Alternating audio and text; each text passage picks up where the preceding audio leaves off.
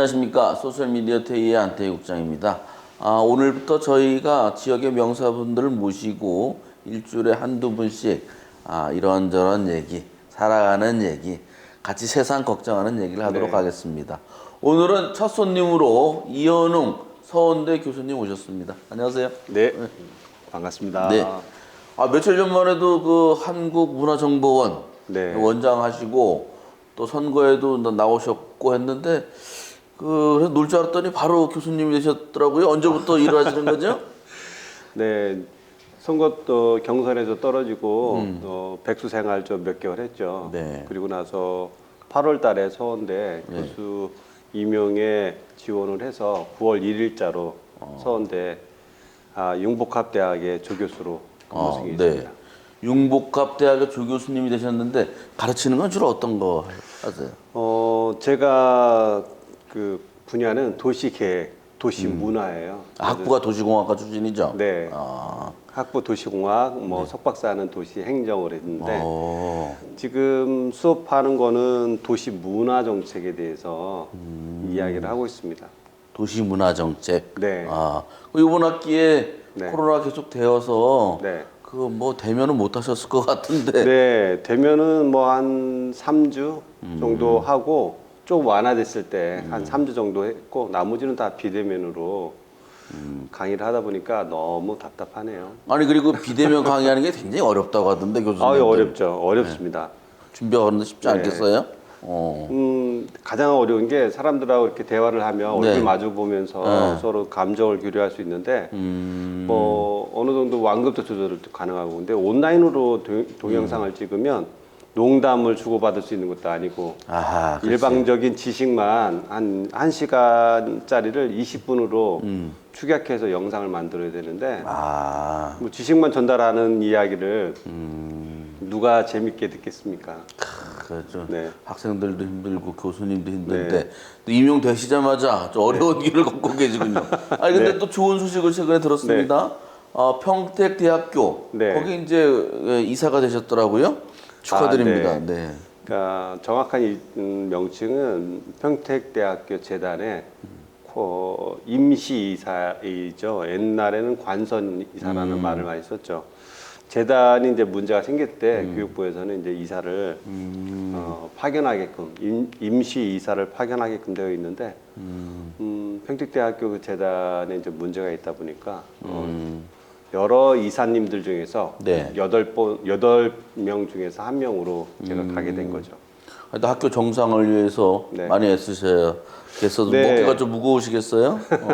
네, 최선을 다해야죠. 네. 네, 그리고 알겠습니다. 잘해주실 거라고 보고 오늘 오신 김에 네. 또 핫 이슈들이 또 막 터지고 있네요. 지역에도 그렇고 서울도 그렇고. 네. 먼저 뭐 지역 소식이면서 전국 소식인데 네.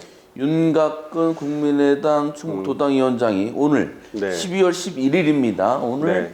새벽에 구속이 됐습니다. 네. 제가 어제 거기 영장실질심사에 출석하는 모습을 네. 저희가 직접 촬영을 했거든요.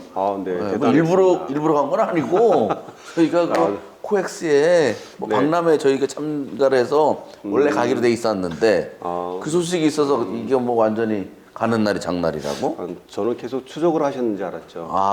근데 공교롭게 정종순 의원 출석해서 못 나왔잖아요. 네. 그때도 라이브 했고 네. 어제도 그렇게 라이브를 해서 네. 공교롭게 뭐 네. 충북 언론사 중에서 유일하게 여야 정치인이 다 구속될 때 네. 라이브를 했습니다. 네. 뭐 이거 자랑인지 아닌지 모르겠고요. 정치인 추적 전문. 글쎄 그렇게 됐나요?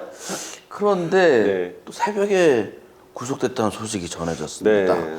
안타깝네요. 그 상당 지역에 저번에 총선에 예비 후보 하셨잖아요. 네. 그래서 일단은 뭐 법적인 문제는 서로 뭐 그렇다고 치고 네. 어쨌든 이것이 이제 정치적으로 앞으로 영향을 네. 미치지 않을 수 없는데 네. 우리 교수님의 입장으로서 전 네. 경선 참가자 입장으로서 한번 입장 아니 뭐 소감 아니 뭐 전망 어떻습니까? 네. 그럼 이런 일련의 사태를 보면서 지역의 정치인들이 그 낡은 정치 방식과 뭐 이렇게 삶의 방식을 살아온 게 아닌가 좀 지역의 새로운 어떤 인적인 쇄신이 뭐 필요하지 않겠는가 이런 생각이 들었어요. 뭐 예전 방식대로 선거를 했는데 구속됐고 네. 예전 방식대로 로비를 했는데 구속되신 이런 형태일 수 있을 겁니다. 그러니까 아하.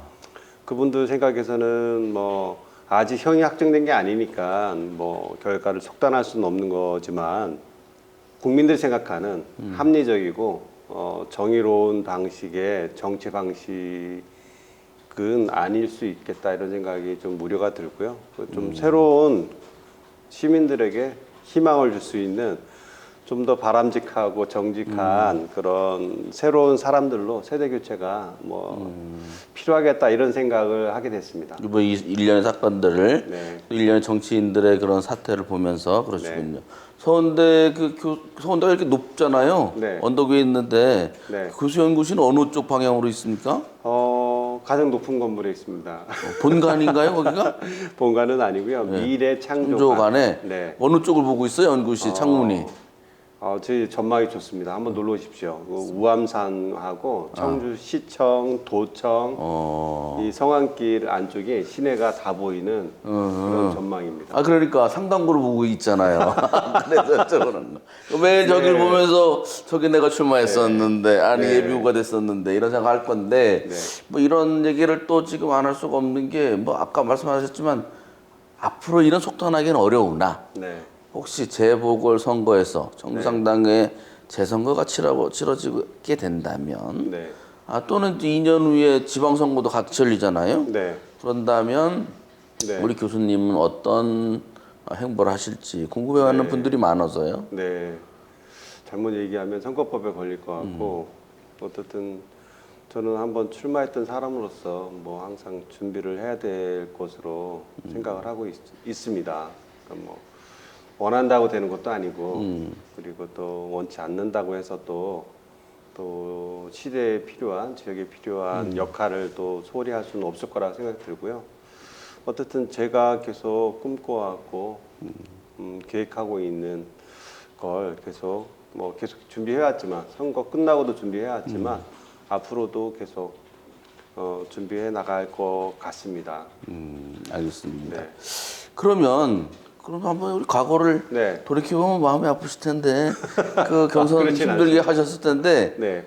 뭐가 내가 부족했었다. 뭐를 해야 이 사람들의 마음을 얻겠구나. 뭐 느낀 게 있지 않을까요? 아무래도 제일 크게 느낀 거는 지역에서의 인지도가 제일 좀 부족하지 않았을까 이런 생각이 들어요. 또 인지도가 부족했음에도 불구하고 실은 이제 당내 우리 당원들이 투표한 투표 수로 보면 상당히 의미 있는 가산점을 포함하면 뭐 정정수 의원님하고 70표 정도 차이밖에 안 났거든요. 그래요? 네. 그래서 뭐 제가 1월 달에 내려왔고 뭐 경선이 코로나 때문에 거의 이루어지지 않은 상황에서도 그 정도 성적을 갖춘 것은 아무래도 지역의 당원들께서 새로운 인물에 대한 어떤 목마름이 있지 않으셨을까 이런 생각으로 저는 판단하고 그렇게 생각하고 있습니다. 그래서 시민들의 인지도만 좀 더 높이면 좋겠다 이런 생각도 많이 갖고 있습니다. 아니 뭐 키도 크고 잘생기고 스펙도 화려해서 인지도가 그동안 부족했다는 게 잘 믿기진 않습니다만 하여튼 지난 그 경선 과정에서 이게 마음으로 얻은 게 많은 것 같네요. 네. 알겠습니다. 이제 이번에는 주제를 약간 좀 바꿔서 이제 나라 걱정도 좀. 네. 요새 뭐 공수처 관련 법률이 통과가 됐죠. 네. 그래서 이제 공수처가 곧 출범할 것 같고, 네. 뭐 각종 그 법률이 막 통과도 되고 있고, 네. 또 뭐죠? 중대재해 관련 처벌법 이건 또 안 하고 있고, 네. 네. 여러 가지 막 지금 굉장히 혼란스럽습니다. 네. 그 중에서도 일단은 이 검찰 개혁을 요구하는 이제 국민들의 목소리가 높은데, 네. 그리고 윤석열 검찰총장에 대한 징계 과정이 진행되고 있어요. 네. 이거 어떻게 좀 평가하시는지, 앞으로도 어떻게 돼야 되는지. 네. 검찰 개혁은 반드시 이루어져야 되는 거죠. 이제까지 국민들도 다 아시다시피 뭐 유명한 연예인이거나 아니면 유명한 어떤 정치인과 제게 자녀들은 마약 교통사고 수많은 사건에서 다 불구속으로 나오는 이런 일이 있고 뭐 자그마한 시민들에게는 자그마한 일에도 뭐 엄청난 형량이 부과되는 이런 일들이 비일비재했죠.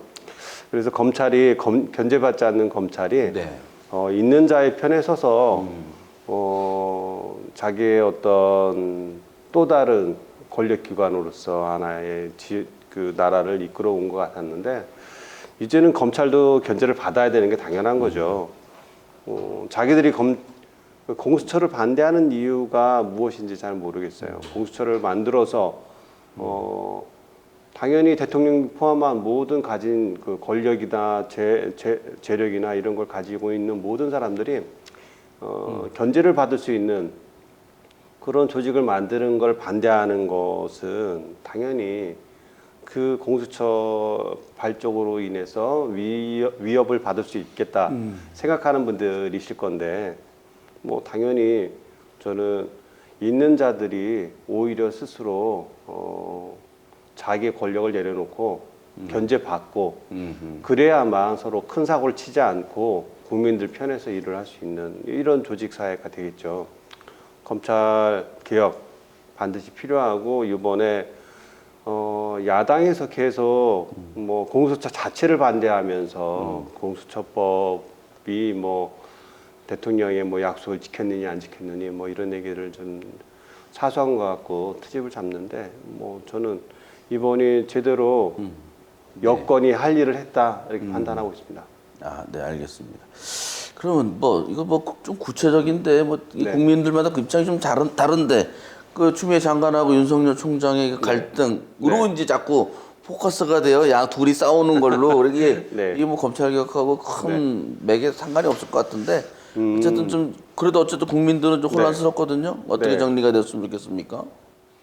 저는 뭐 추미애 장관과 윤석열 두 사람의 싸움이라고 보지는 않아요. 네.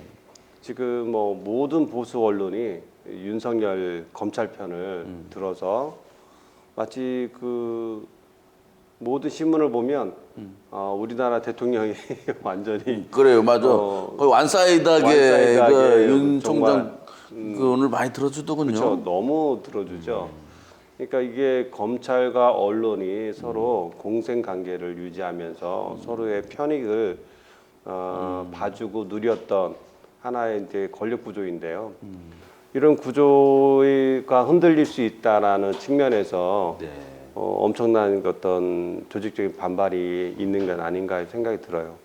검찰 개혁의 측면에서 추미애 장관이 하시는 일련의 행동은 저는 적극적으로 지지하고 뭐 응원하고 있습니다. 네, 알겠습니다. 그런데 이제 민주당은 그 사법적인 개혁 과제들은 일사천리로 한다고 치고 네, 그 뭐 김영균 그 전 노동자분 돌아가시고 뭐 네. 그래서 중대재해에 대한 그 처벌 이런 네. 것들 네, 뭐 공정위의 전속 고발권 폐지 네. 이런 문제들 네. 이런 것에 대해서는 너무 친기업적이지 않느냐 이런 네. 지적이 좀 많이 있어요. 어떻게 보세요? 네, 저도 근데 그런 측면이 좀 아쉬움이 있습니다. 이제 국가 정책의 가장 첫 번째는 실은 국민들이 먹고 사는 문제라고 저는 생각이 들거든요. 먹고 살고 그다음에 사람들이 공평하고 평화롭게 사는 게 이제 두 번째, 안전하게 사는 게 두 번째일 텐데 이 먹고 사는 문제 관련해서 미래지향적인 어떤 입법에서도 약간 좀 부족함이 있고요. 말씀하신 것처럼 경제 정의를 지키는 그런 입법에서도 조금 부족함이 있죠.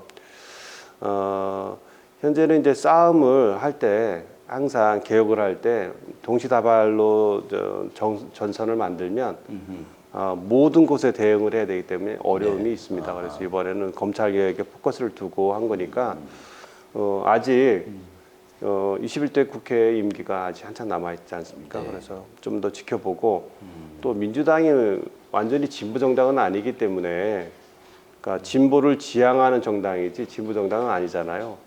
또 안에서도 굉장히 보수적인 분들도 많은 정당이죠.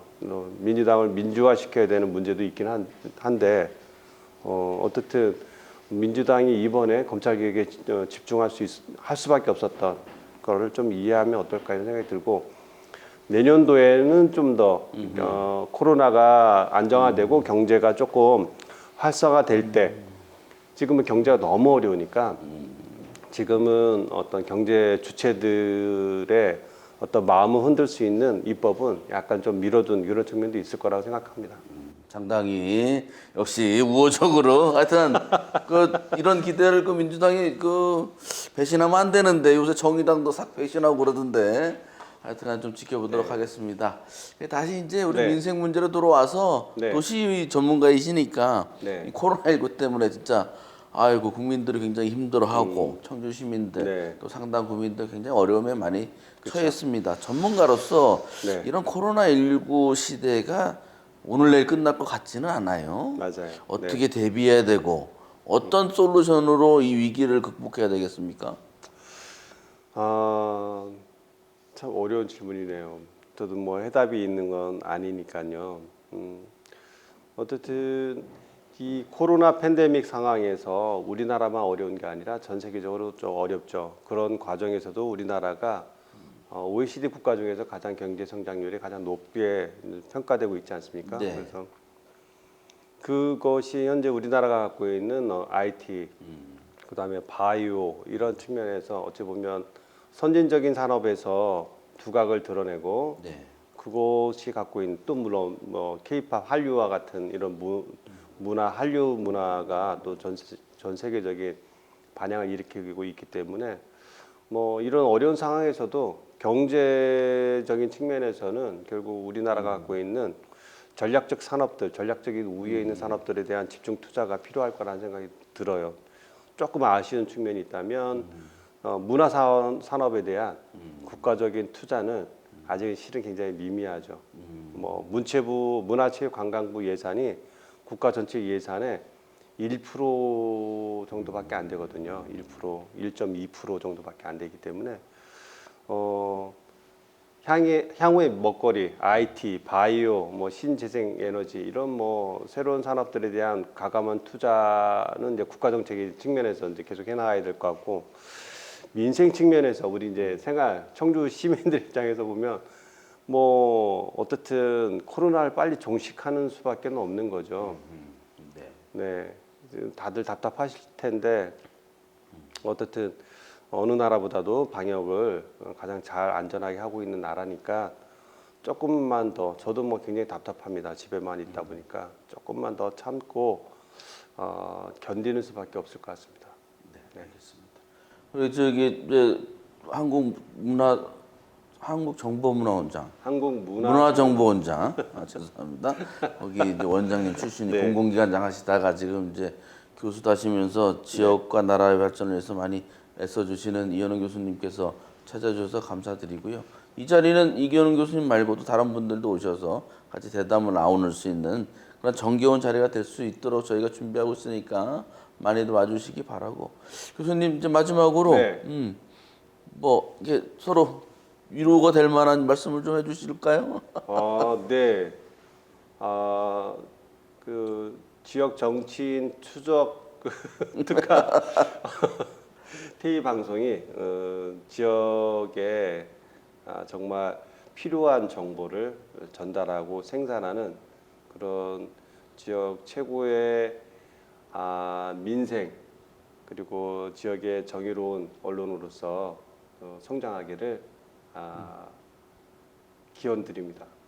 네. 이거 뭐 저희 엎드려도 절 받는 비슷한 한 건데 하여튼 열심히 네. 노력하겠습니다.